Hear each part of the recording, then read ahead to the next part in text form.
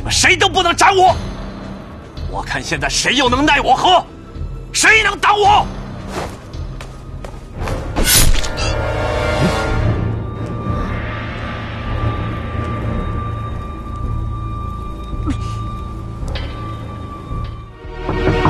邱大人，邱大人，谁？我56。大事不好了！河南处置使阎立本夜访大牢，准许狄仁杰出狱为自己翻案。别管那个狄仁杰了，快睡觉吧。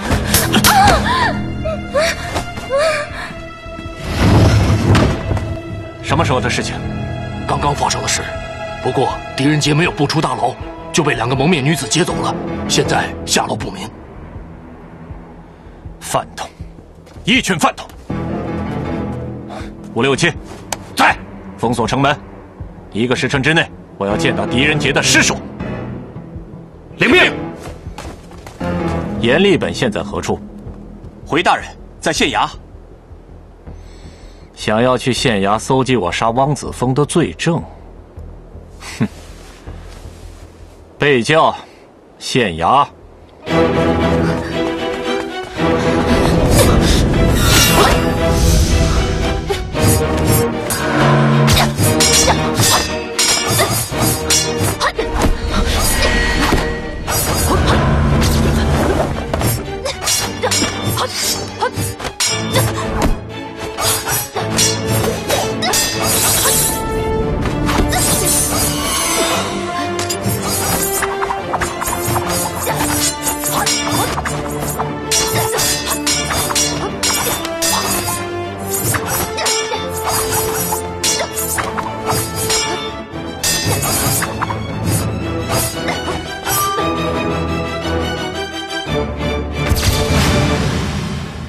今天狄仁杰死定了，有仇必报是我们的门规，你忘了吗？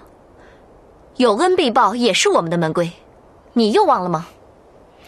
红金蓝玲两姐妹果然像传闻中一样，恩仇必报。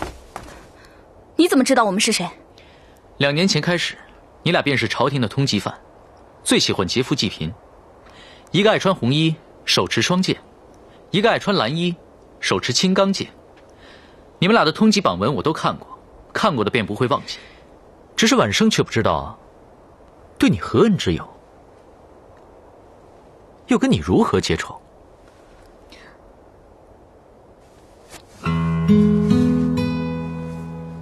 好，就让你死个明白。2年前，我爱上了一个男人，可他后来把我抛弃了，又去追求姐姐。你要知道，不是逆天抛弃你，而是你太骄纵蛮横。试问你这样的性格，哪个男人能长久忍受？对，是我脾气不好。那你呢？你又为什么要跟逆天在一起？你有考虑过妹妹的感受吗？你得不到，也不让别人得到。你有没有想过我这个当姐姐的感受呢？哎，好了，天底下最理不清的就是男女之情，这跟在下有什么关系啊？逆天是个山贼，1年前被官兵抓到，县令汪子峰将他处死了。1年前，那是我刚上任之初的事了。这1年，我们姐妹一直在塞外，最近才知道这件事。我们曾经在祖师爷面前发誓，除了要劫富济贫，还要恩仇必报。所以，谁杀了那个负心汉，谁就是我的恩人。所以，汪子峰处决了抛弃你的逆天，你视汪子峰为恩人，而你以为我杀了汪子峰，所以你又来杀我替他报仇。而你，正好相反，汪子峰处决了你的爱人，你视汪子峰为仇人，而你同样以为我杀了汪子峰，所以把我当作恩人，知恩图报才会来救我。全对，不是全错。汪子峰到底是被谁杀死的？你们弄清楚没有？萧朝天说是我，难道就是我？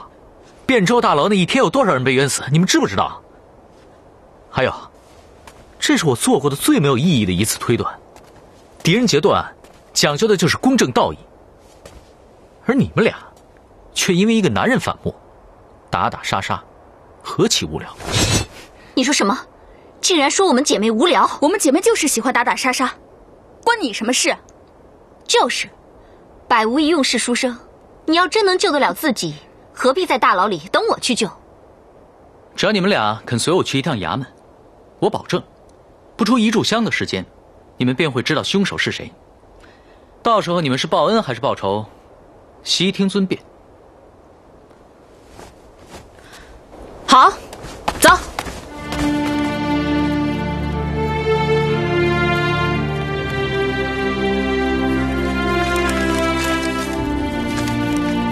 这个狄仁杰是个难得的人才，他很有智慧，分析案情独到精准，而且任何微小的线索都逃不过他的眼睛。我大唐有此官员，乃是我大唐的福气。可惜狄仁杰却是个丧尽天良的杀人凶手。萧将军，严大人，夜访汴州城，怎么也不派人知会一下本官，让本官一尽地主之谊啊！萧将军，本官此行乃是奉旨前去长安。路过你这汴州城的时候，没成想有百姓拦路喊冤，说你杀死汪子峰并嫁祸狄仁杰，本官才被迫暂缓皇命前来彻查。既然你来了，你告诉本官，可有此事？我这里有一本狄仁杰亲笔书写的洗冤录，上面记载了你的贪赃枉法、大兴冤狱的种种恶行。本官既受圣恩，出任处置使，职责便是考察百官。如果被我查明上面写的属实，那本官一定要严明律法，绝不轻饶。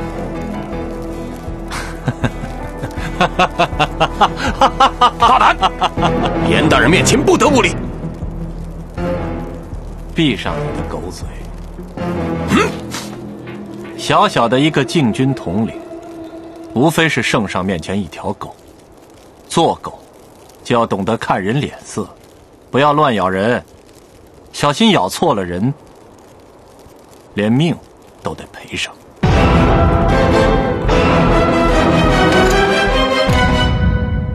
这大街上灯火通明的，却一个人都没有，这其中肯定有埋伏。是你们劫狱的事惊动了萧朝天，此刻他布局来杀我，你们跟我在一起，恐怕会受到牵连。放心，我们姐妹俩不会受到牵连的。关键时刻把你杀掉，还能邀功请赏，还不快走！到了汴州衙门，我要看你如何为自己脱罪。如若不成，有你好看。你懂武功吗？武学典籍我看过几本，但我实在提不起劲儿去练。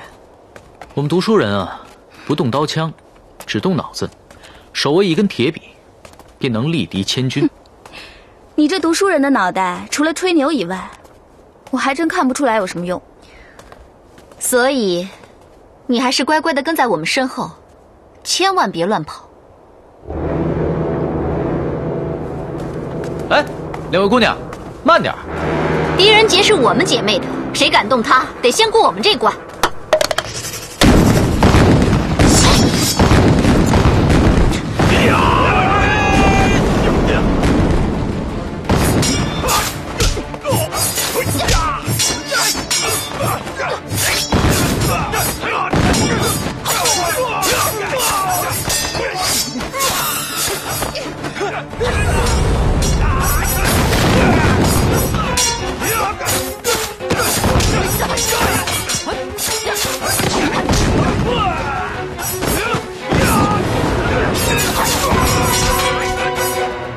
我表姐是萧淑妃，我跟皇上是一家人，你知道吗？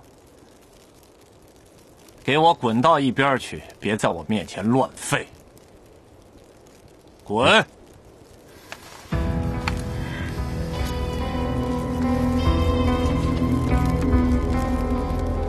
严大人，狄仁杰杀人越狱，如此之人所写的洗冤书，岂能相信？既然严大人是来彻查汪子峰一家被杀之案，不若由朝天亲自陪严大人到案发现场去，亲自为大人讲解案情吧。我们走。打开县衙大门。是。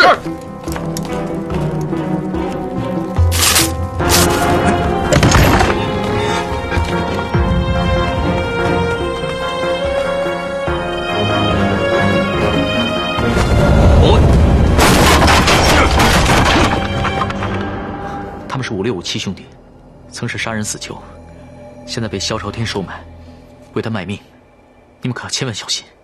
你还是别废话了，继续乖乖的躲在我们身后吧。兄弟，这俩小妞长得可不错，要不留他们的小命带回去慢慢享用。这个当然，先杀狄仁杰。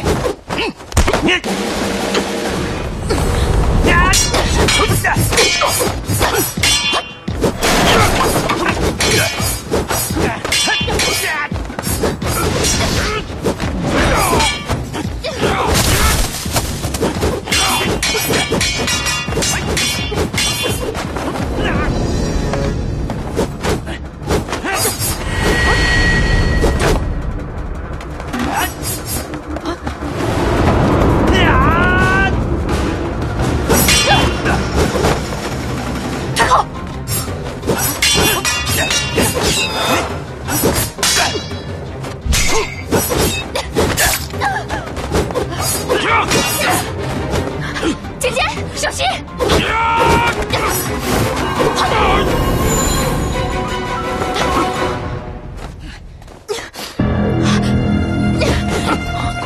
快！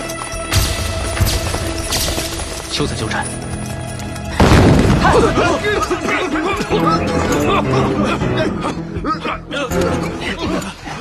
追！快！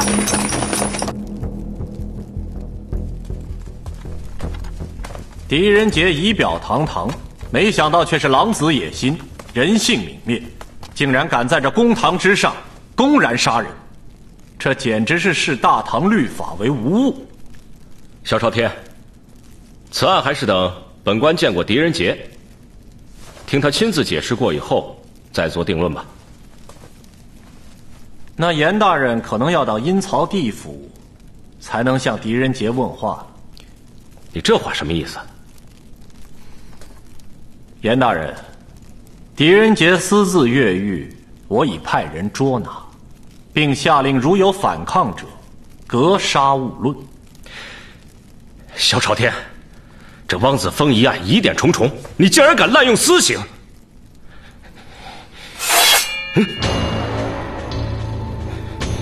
你想干什么？明明是证据确凿，大人却说是疑点重重，所以本官打算演示一遍案情，给大人观看。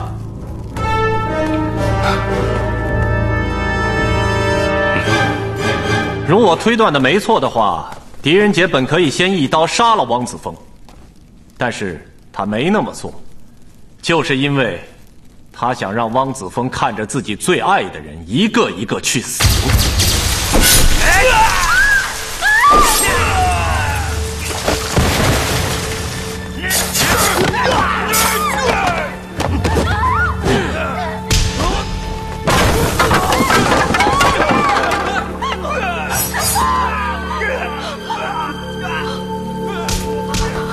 汪子峰，你先挑一个上路吧，是你妻子，还是你儿子？萧朝天，你不是人，你！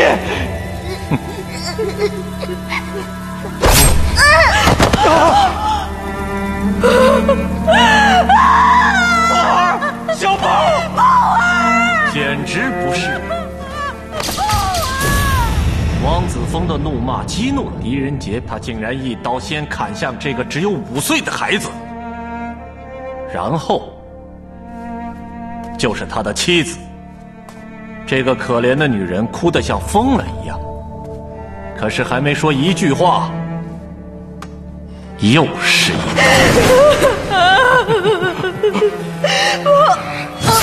蓉儿，蓉儿，蓉儿！这时候，汪子峰几经辛苦，终于站了起来。可是，一切都已经晚了。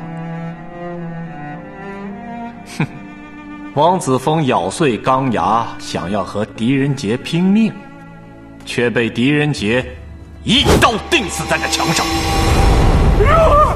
妞儿，小朝天，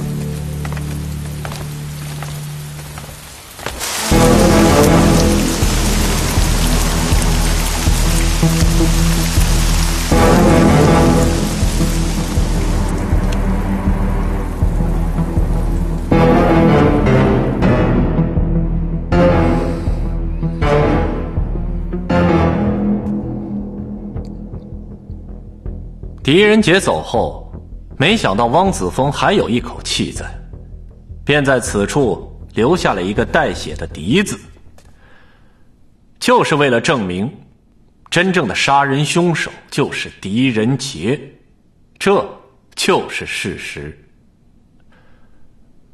严大人，所以不劳您费心，可以先到舍下休息，待清理好了官道，本官立刻派人送大人到长安去。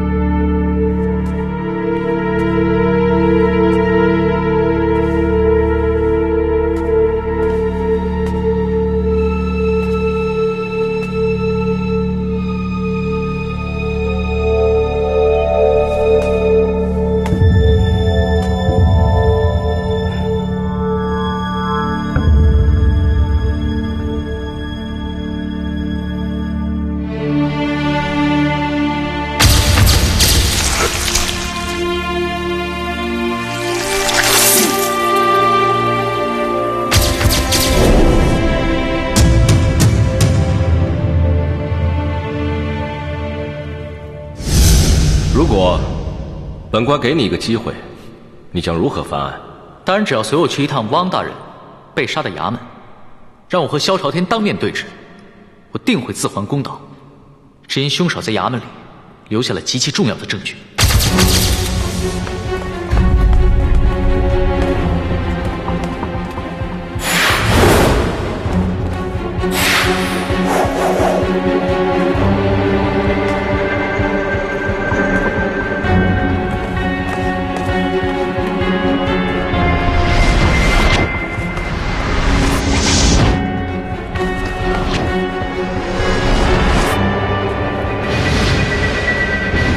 一会儿会有危险，你们就躲在我身后吧。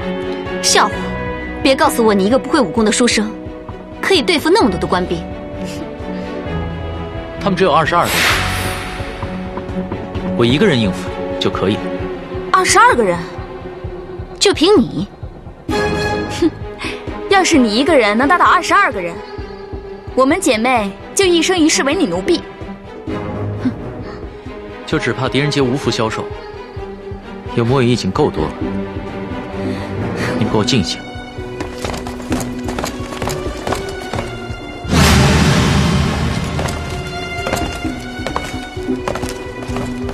狄仁杰，别做垂死挣扎了！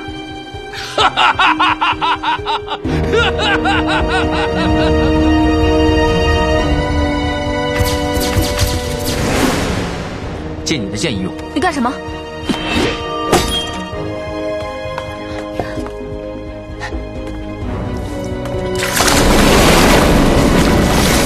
别怪我没有警告过你，这个圆圈就是你们的葬身之地，千万不要踏上去。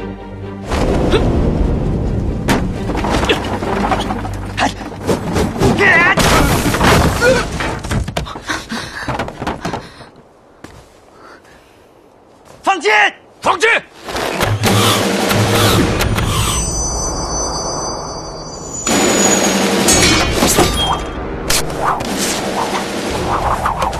杀！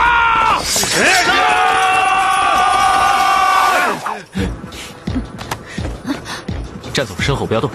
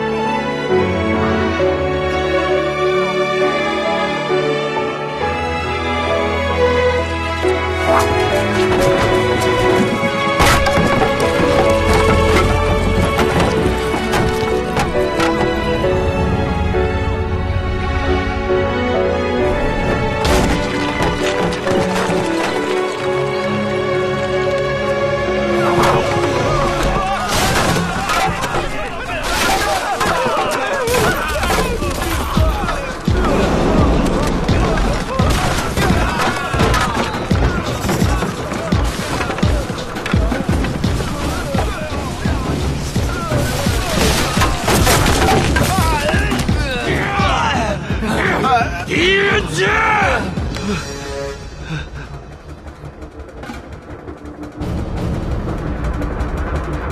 呀！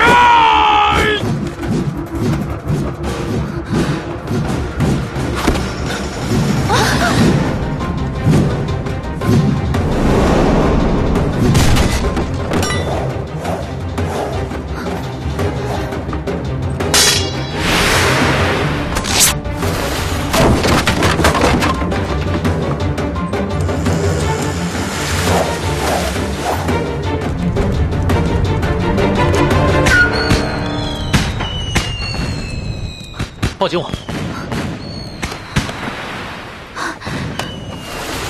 我要跟着你一辈子，从生一直跟到死，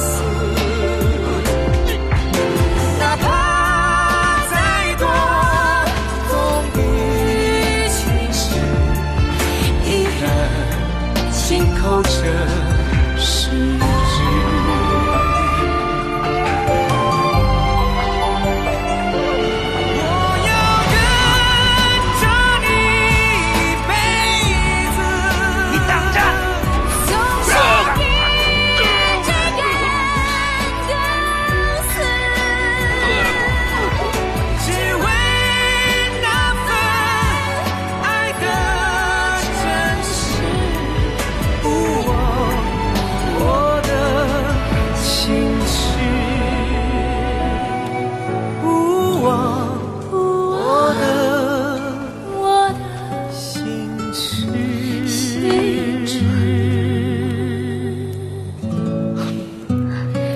谁说我百无一用是书生？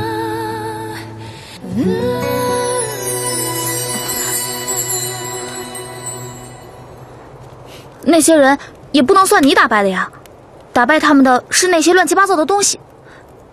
就是，依我看，你只是运气好，误打误撞罢了。我们还是别多说了，赶紧去衙门吧，要不然来不及了。嗯。墨雨来迟了，大大没事吧？来了就好。啊，他们是……哈，算了，一时半会儿也和你解释不清。总之，我们赶快去衙门和严大人会合吧。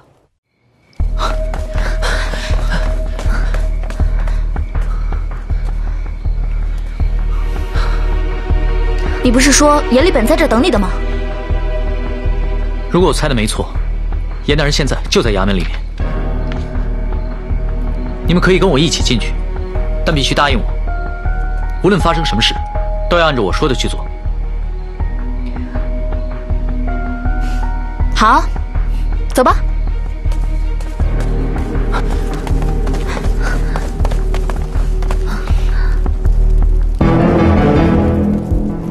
怎么萧朝天也在？严大人能如约而至，狄仁杰感激万分。狄仁杰，放弃吧。如若你束手就擒，看在汴州城百姓的份上，我恳请皇上对你网开一面。严大人何出此言？证明我家大人清白的证据就在这衙门之内。杀手杀死汪子峰之时，刀尖断折嵌在柱上，只要在柱上找出刀尖，再与萧朝天的佩刀对比一下，便知。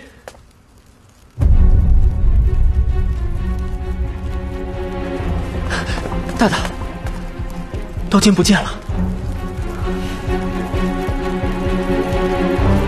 狄仁杰杀害汪子峰一家，且不思悔改，越狱逃走，论罪当诛。给我拿下！我们杀出去！住手！难道要束手就擒吗？你们忘记在衙门外答应过我什么吗？定是萧朝天把刀尖拿走了。不是萧朝天。想要取走柱上的刀尖，必须要站在汪子峰留下的血迹之上。我们朝着这个血鞋印去找，便会知道是谁拿走了这个刀剑。严大人，是你？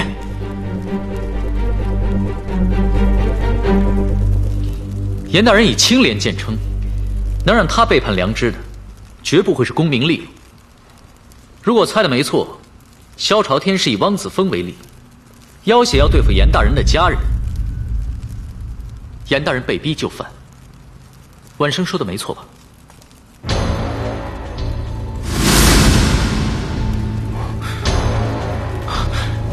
是你，果然是你杀了汪子峰一家。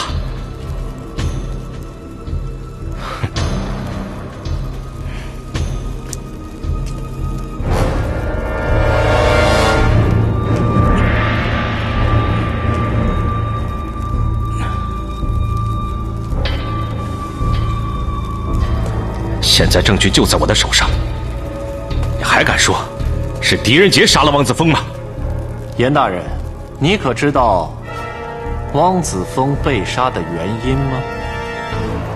就是因为他不识抬举，所以才害了他自己和一家人的性命。萧朝天，你这是在威胁本官吗？我没有威胁你，我只是想告诉你，我萧朝天说得出，做得到。严大人，听说您上个月15刚添了一个儿子。你这话什么意思？我的意思是，严大人为官多年，两袖清风，家人没有跟着沾光就罢了，不要到最后连条命都保不住。你敢？你说呢？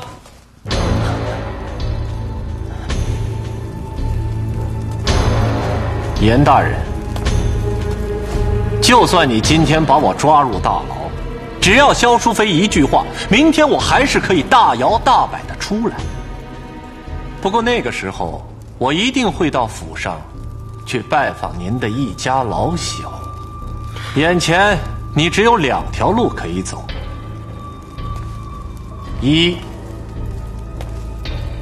你尽可以取下这刀尖，去查找真凶。不过汪子峰一家的下场，就是你的下场。第2条路嘛，那就好走多了。你还是可以取下这刀尖，只不过是将它包好，路上找条河抛了，忘了今天晚上发生的一切，继续受朝廷的重用。来日我定会让淑妃在皇上面前替你美言，到时候，严大人在官场上可以说是春风得意呀。严大人，两条路，你如何选择？一生清廉正直的严大人，顶天立地，岂曾逃避过任何人的目光？这足以证明，晚生所言非虚吧？拿下！放下武器！不拼就是死！你们已经受伤了，不是他们的对手，相信我吧，放下武器。姐姐，我们信错他了，果然百无一用是书生。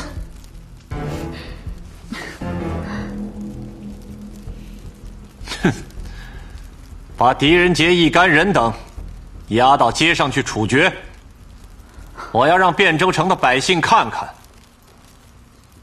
跟我萧朝天作对的下场。别动，别动！走走走走走！大人，狄仁杰只有一事相求，愿大人在仁杰死后做回从前的严大人。百姓真的需要一个好官呐！大人。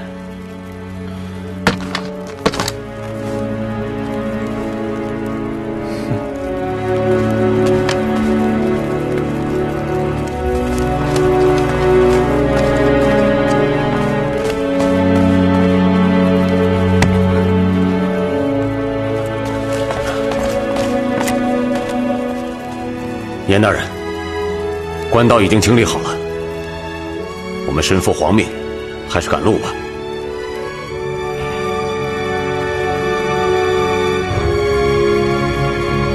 走。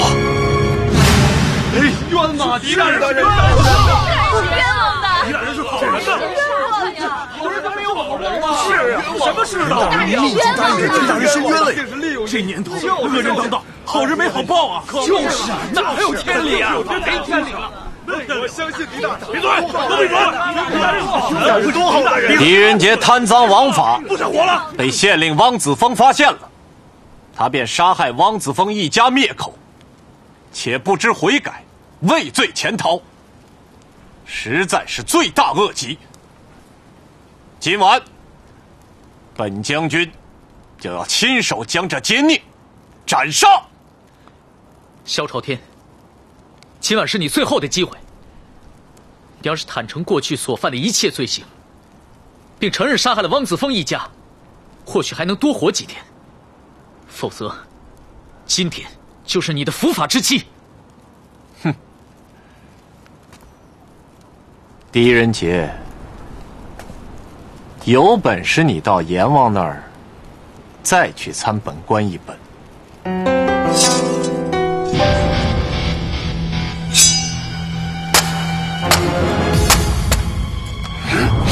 住手！让！快让开！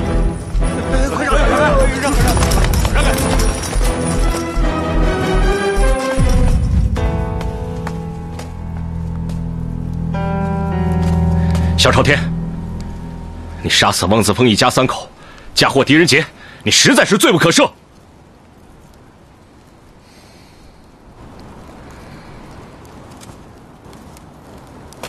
阎立本，你忘了跟我作对的下场吗？如果今天我阎立本不将你依法惩办，那么汴州城百姓今夜便是一场噩梦。大家看清楚了，这个刀尖是在汪子峰被杀的现场找到的，正是萧朝天手中的佩刀所折断的。萧朝天，现在证据确凿，你还有何话说？你敢抓我？回朝后你怎么向萧淑妃交代？为官者只需向皇上和百姓交代。来人，把狄仁杰一干人等兼萧朝天拿下后判。拿下！是。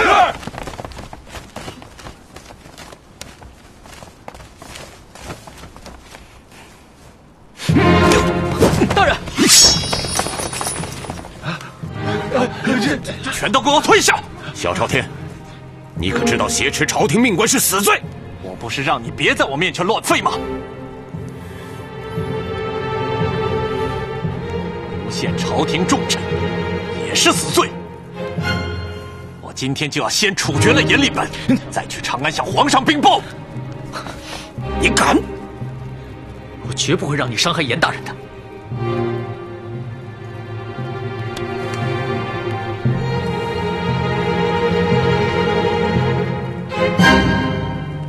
哼，就凭你这个窝囊废的书生，我就要伤害他，看你能拿我怎么样！哼！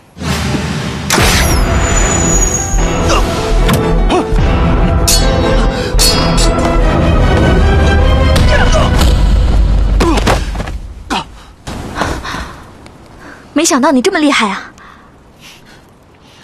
我早说过不要小看我狄仁杰。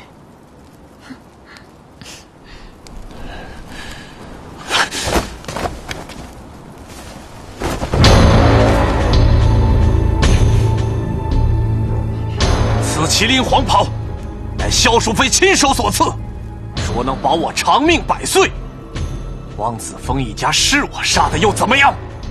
除了皇上，你们谁都不能斩我！我看现在谁又能奈我何？谁能挡我？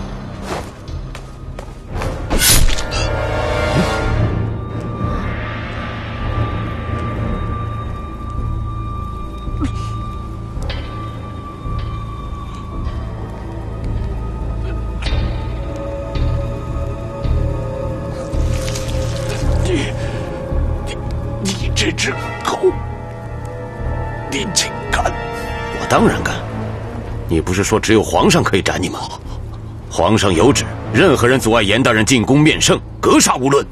你要伤害严大人，就是不让他进宫，我只好执行皇命。所以，杀你的不是我，而是当今圣上。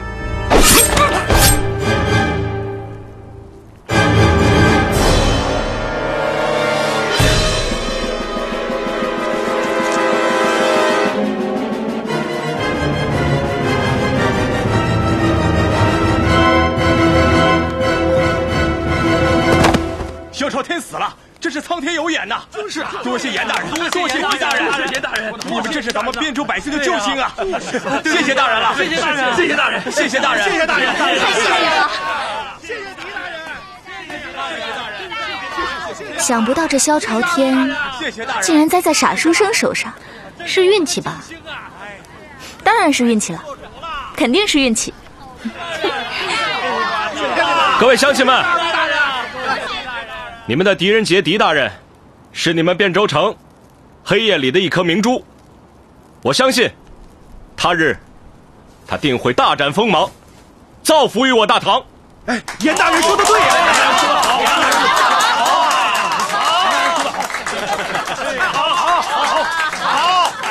既然傻书生已经证明了不是杀死汪子峰的凶手，萧朝天也得到了应有的报应，这里便再没有我们的事了。可是，我们俩的问题还没有解决。严大人说的好，好。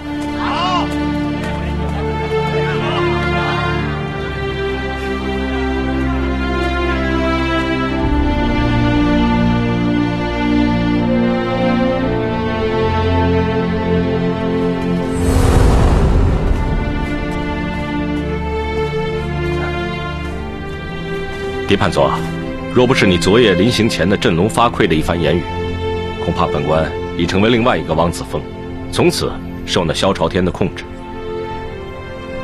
墨鱼，本官也要谢谢你。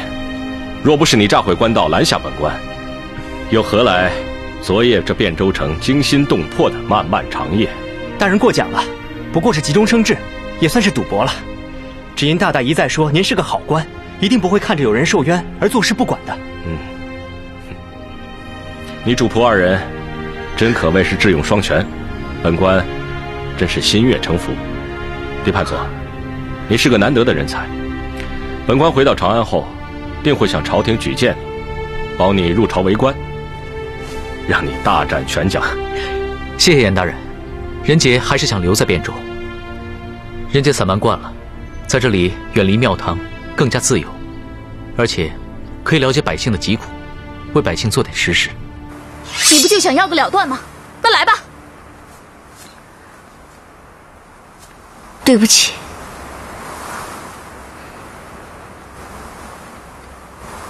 虽然我们不是亲生姐妹，但是从小被师父收养的同一门下，一起成长，一起习武，闯荡江湖。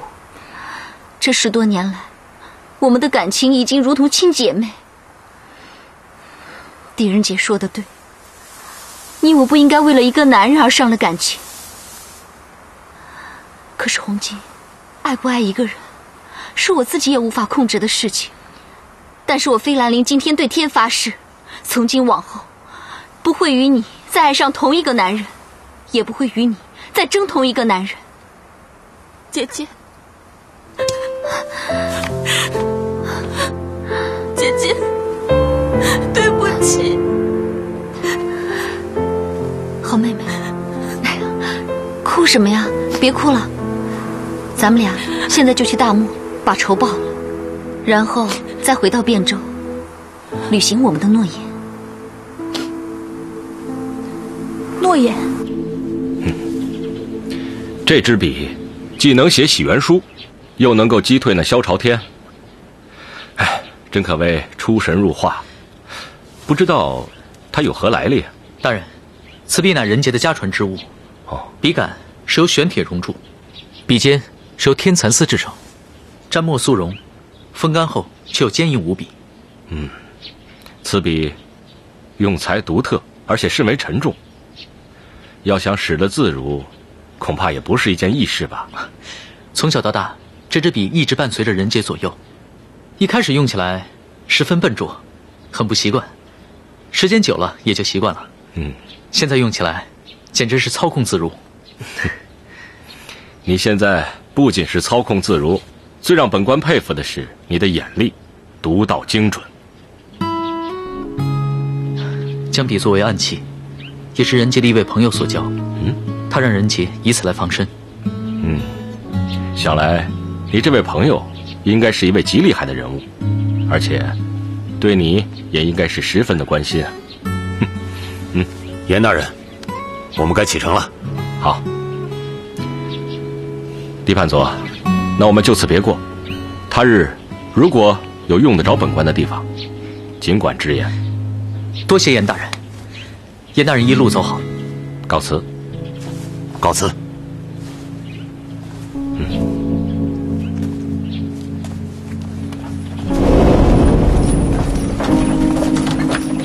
哎呀，没想到这一个晚上竟然发生了这么多事情。是啊，后面的事情还更多呢。墨玉，我们立刻赶回衙门，尽快释放那些无罪的人马。哎，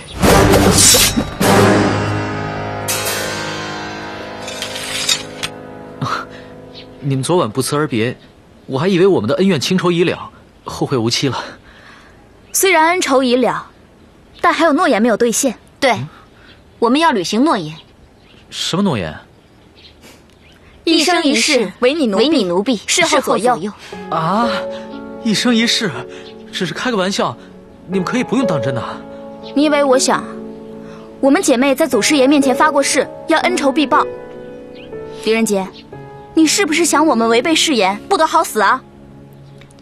可是现在我们还有重要的事情要办，不过办完了事一定会回来履行诺言。但是你现在就要答应。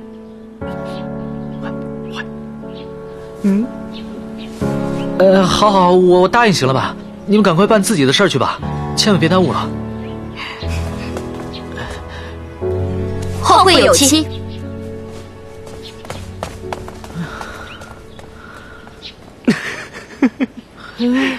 幸灾乐祸。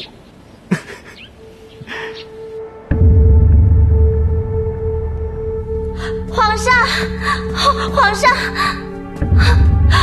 皇上，臣妾的表弟犯法，臣妾愧对皇上对臣妾的信任，没有颜面再面对皇上，请皇上把臣妾打入冷宫。萧淑妃，你不要在皇上面前惺惺作态了。谁不知道，萧朝天就是你举荐上来的。皇上，臣妾的确有失体察。朝天年幼的时候聪慧，为人忠厚老实，谁成想现在却恃宠而骄，做出这样的事情。皇上，臣妾愿意捐出自己的所有财物，救济汴州的百姓，弥补朝天犯下的过错。皇上，请求皇上降罪于臣妾。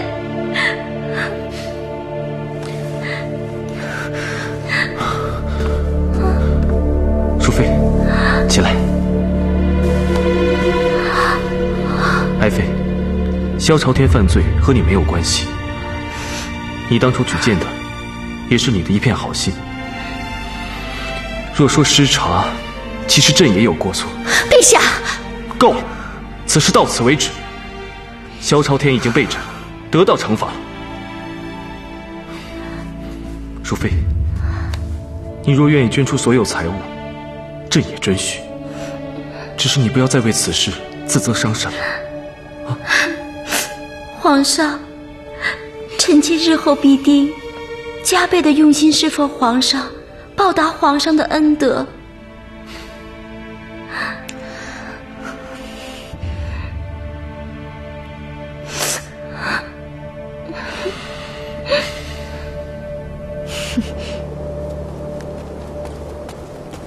娘娘，你真的不打算为萧将军报仇吗？报仇？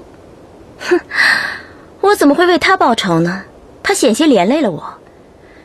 有这样的亲戚在外面，对我来讲迟早是个祸害。好在这次皇上他心软，我才算逃过这一劫。萧淑妃这个狐狸精，在皇上面前惺惺作态，真是可恨。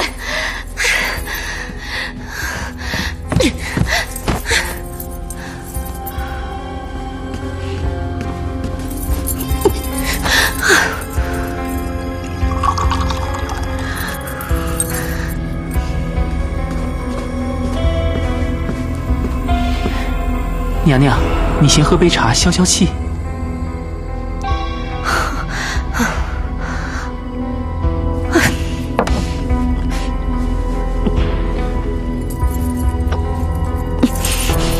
娘娘，既然如此的话，那我们是否还按照原计划接武媚娘入宫呢？我看你真是昏了头了。萧淑妃最多就是有心计，可是武媚娘说不定真是个懂妖术的狐狸精，本宫怎么还能接她进宫呢？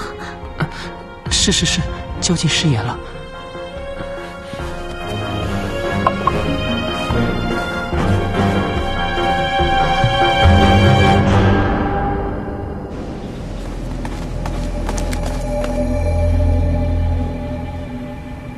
大大，要是严大人当时没有带兵返回，你会如何？束手就擒吗？我没有想过这个问题。你就这么肯定严大人会回来啊？恕我直言啊，大大确实聪明，但也太过自信，把赌注都压在一个人身上，实在太冒险了。有些事啊，不冒险是不行的。这关键在于，这个险是否冒得直。这冒险也有值与不值。墨渊，我问你，诈毁官道已是死罪，如果严大人不是我所说的那一位好官，你岂不是以身犯险？因为我相信你。你信我，我相信严立本。我们把所有的赌注压在同一个人身上，信人不疑，疑人不信。你我作为主仆，却如兄弟，为兄弟冒险值得。严大人是个好官，为他冒险同样值得。看来我要跟你一直冒险下去了。为你觉得值得的事情去冒险又何妨？结果已经不重要了，这样的人生才够痛快。确实痛快。哎，大大，我这就去给你温一壶好酒，等你办完这些公案，咱们一罪方休。知我者，莫与也。狄大人，狄大人，刚刚有人送来这封请帖。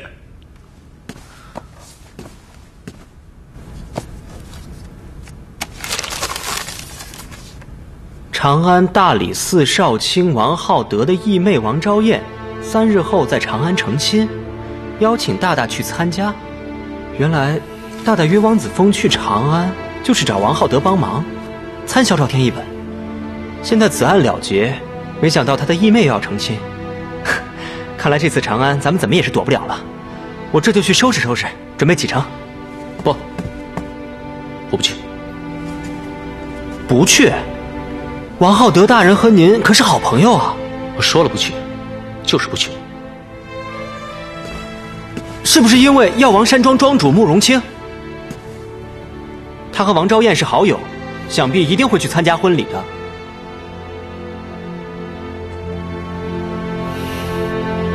难道你真的不想见慕容清了？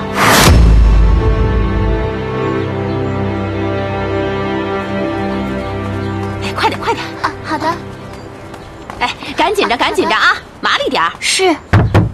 昭燕小姐，昭燕小姐，要小的为你穿戴衣装吧。误了吉时，王大人怪罪下来，小的可担待不起呀。昭燕小姐。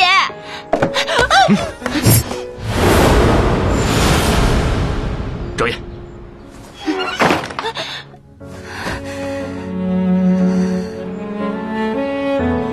昭燕，我知道你还在生哥哥的气，哥哥也说了很多次了，你跟天威堂的婚事是娘亲在世的时候就决定下来的，哥哥也没有办法改变，别再任性了好吗？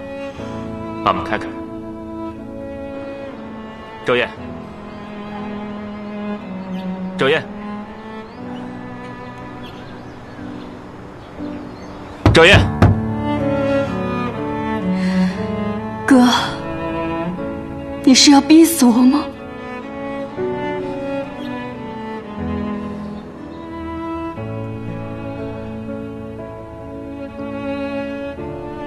好，我嫁。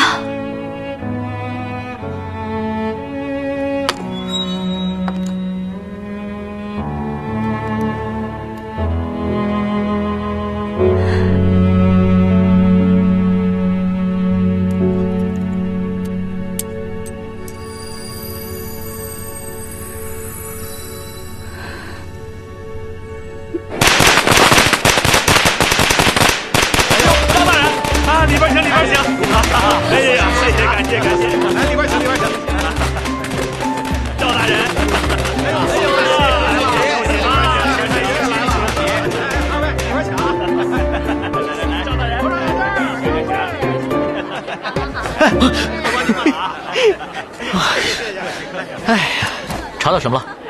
我查到王昭燕今天要嫁的是天威堂的堂主裘一帆。天威堂开业100年，专营货物买卖、运送、存仓，人称天下第一底铺。天威堂？嗯，很熟悉的名字。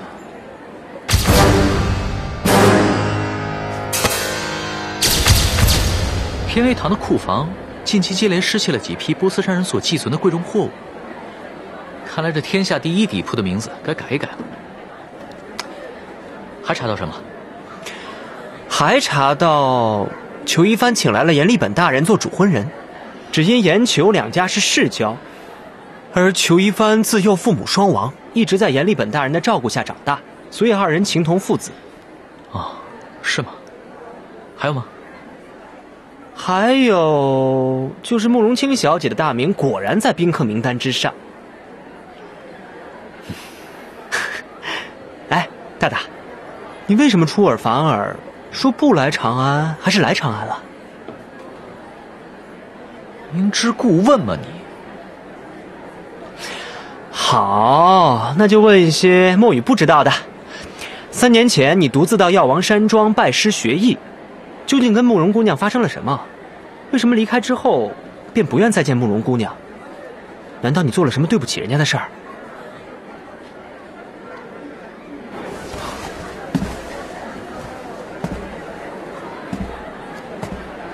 哎，你不会真的做了吧？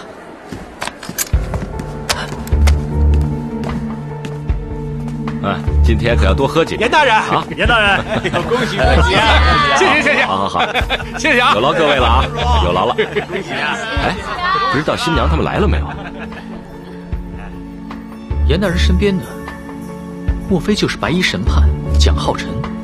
正是与王浩德大哥同为大理寺少卿的蒋浩辰。白衣审判，无案不破，有机会一定要见一见。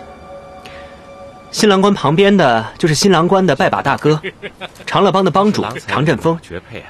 此人武功稀松平常，但一生义字当头，所以有不少追随他的帮众。至于新郎裘一凡，虽然人称正义剑客，但是呢，剑法狠辣非常，杀人就在拔剑的一瞬间。救我来了！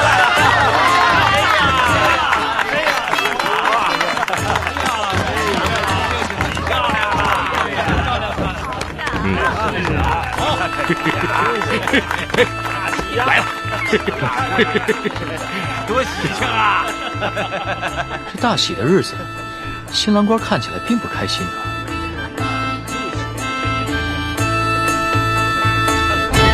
真气派啊！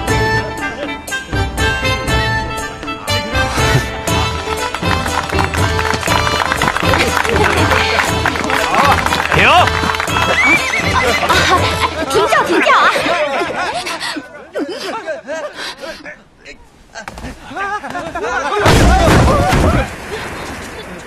怎么了？这是出什么事儿了？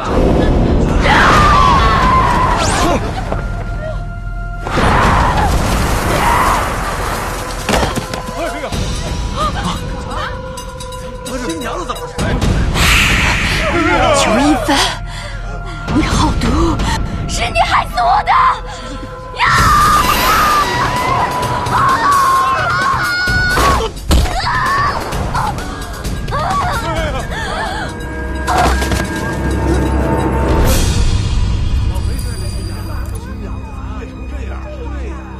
什么事儿了这啊？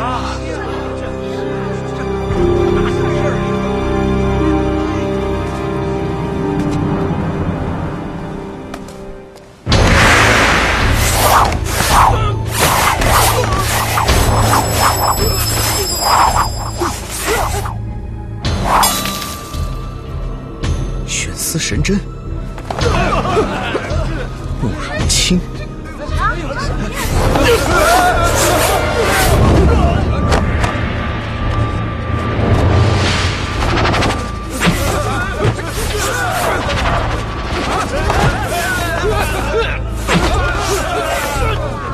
王昭彦中的是蛊毒，谁要是敢接近他，下场跟他一样。既然这样，还不赶快放开我们！臭丫头！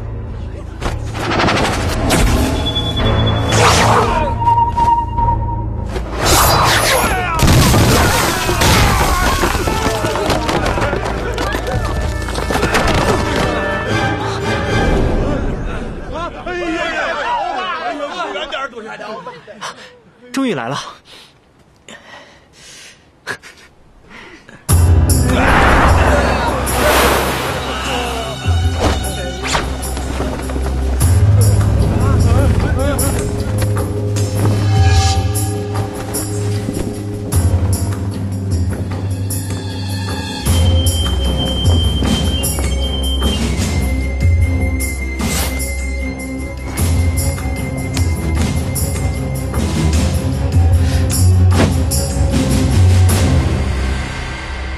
昭燕姑娘，她这是怎么了？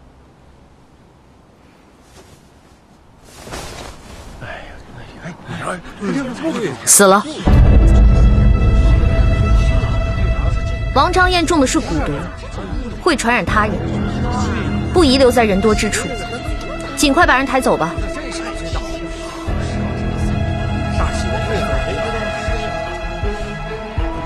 慕容宝，是。把王昭彦小姐的尸体小心移到后园无人之处，千万不要揭开布幔，10丈之内，生人勿近。是。